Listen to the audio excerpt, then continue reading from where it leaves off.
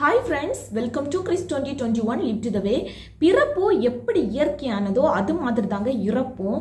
கஷ்டம் அப்படிங்கிறது எல்லாரோட வாழ்க்கையிலுமே வர்றது தான்.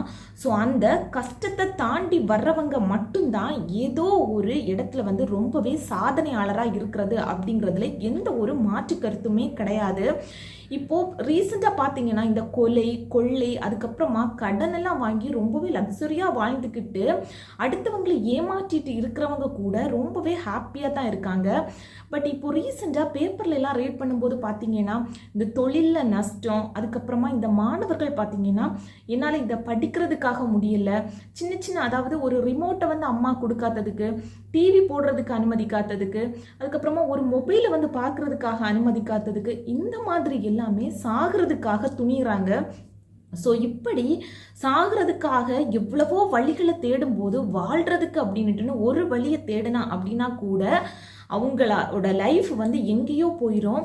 இந்த மாணவர்கள் அப்படின்னு பார்த்தீங்கன்னா எதுக்காக அப்படிங்கிறதையே யோசிக்கிறதே கிடையாது. கண்டிப்பாக அம்மா டிவி பார்க்கக்கூடாது, இல்லை ரிமோட்டை எடுக்காத, மொபைல் இப்போ நோண்டாத அப்படின்னுட்டுன்னு பேரண்ட்ஸாக இருந்தாலும் சரி, இல்லது உங்களுடைய பெரியவங்களாக இருந்தாலும் சரி, எதுக்காக சொல்கிறாங்க அப்படிங்கிறத கண்டிப்பாக காது கொடுத்து கேளுங்க. அது உங்களுடைய லைஃபுக்காக மட்டுமா தான் இருக்கும், கண்டிப்பாக அவங்களுடைய வாழ்க்கைக்காக இருக்கும் அப்படின்னுட்டுன்னு தயவு செய்து யோசிக்காதீங்க. இப்படி எல்லாருமே யோசிச்சாங்க அப்படின்னா கண்டிப்பாக சாகிறது மட்டும் தாங்க ஒரு முடிவாக இருக்கும். அதுக்கப்புறமா ரீசெண்டாக பேப்பரில் அப்படின்னு பார்த்தீங்கன்னா ஒரு தொழிலில் ஏற்படுற நஷ்டத்தினால குடும்பத்தோட சாகிறது, கண்டிப்பாக இது ஒரு முடிவாக இருக்கவே செய்யாது. இந்த மாதிரி துணிஞ்சு சாகிறதுக்கு ஏகப்பட்ட முயற்சிகளை கையில் எடுக்கிறதா நியூஸ்ல எல்லாம் நாம் படிக்கும்போதும் சரி கேட்கும்போதும் சரி நமக்கு அவ்வளோ ஒரு புல்லரிப்பாக இருக்கும்.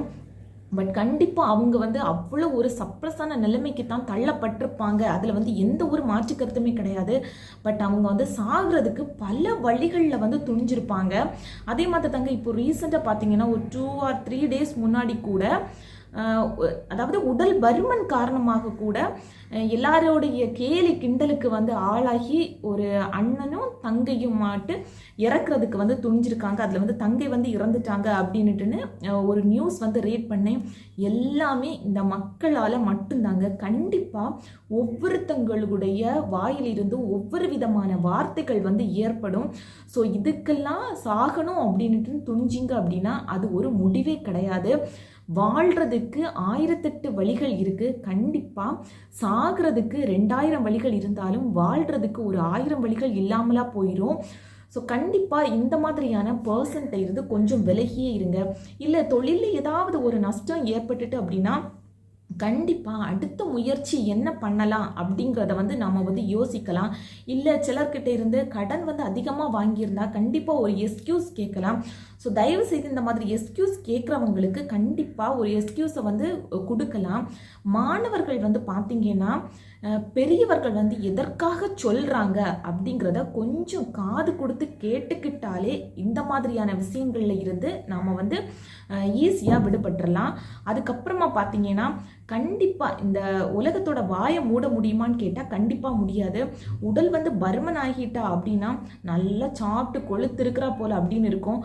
கஷ்டப்பட்டு உடம்ப மெலிஞ்சிட்டா அப்படின்னா என்னம்மா சுகரா இல்லை பிபியா அப்படின்ட்டு தான் கேட்பாங்க. இல்லை வேற ஏதாச்சும் நோயா அப்படின்னு தாங்க கேட்பாங்க.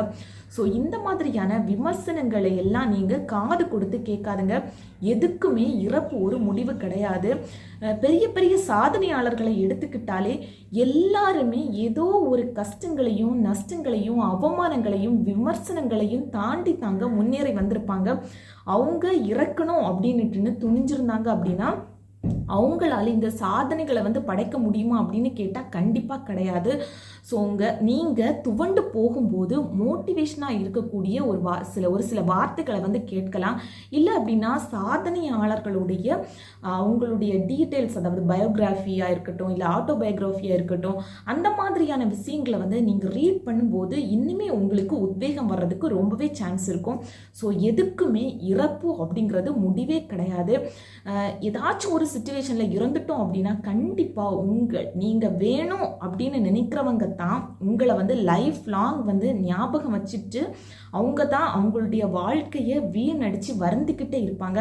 மற்றவங்க 1 or 2 days இல்லது கூடி போனால் 1 week அதோட அவங்களுடைய சலசலப்பு எல்லாமே முடிஞ்சு தாங்க போகும்.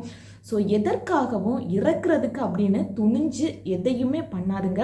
இறக்குறதுக்கு 1000 வழிகளை தேடணும் உங்களால். கண்டிப்பாக வாழ்கிறதுக்கு அப்படின்னுட்டுன்னு ஒரு வாழ்க்கையை வந்து நீங்கள் வந்து சிறப்பாக தேடுங்க. உங்களுடைய வாழ்க்கை வந்து ரொம்பவே சிறப்பாக இருக்கும்.